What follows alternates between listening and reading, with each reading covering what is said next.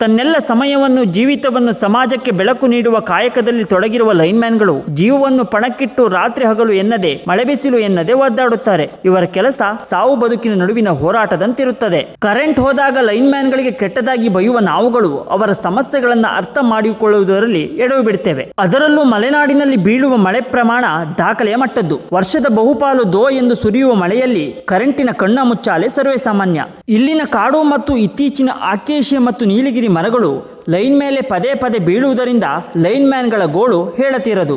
ಭೂಮಿಯ ಮೇಲ್ಮೈನಲ್ಲಿಯೇ ಏಕಜಾತಿಯ ಮರಗಳು ಕಂಬದ ಮೇಲೋ ಲೈನ್ ಮೇಲೋ ಪದೇ ಪದೇ ಮಳೆಗಾಲದಲ್ಲಿ ಬೀಳುವುದರಿಂದ ಕರೆಂಟ್ ವಾರಗಟ್ಟಲೆ ಇಲ್ಲದೆ ಇರುವುದು ಹಳ್ಳಿಗಳಲ್ಲಿ ಸರ್ವೇ ಸಾಮಾನ್ಯವಾಗಿ ಕಾಣುತ್ತೆ. ಪುನಃ ಕರೆಂಟ್ ಕಂಡಾಗ ಆಗುವ ಖುಷಿ ಹೇಳತೀರದು. ಇದಕ್ಕೆ ಕಾರಣ ಲೈನ್ಮ್ಯಾನ್.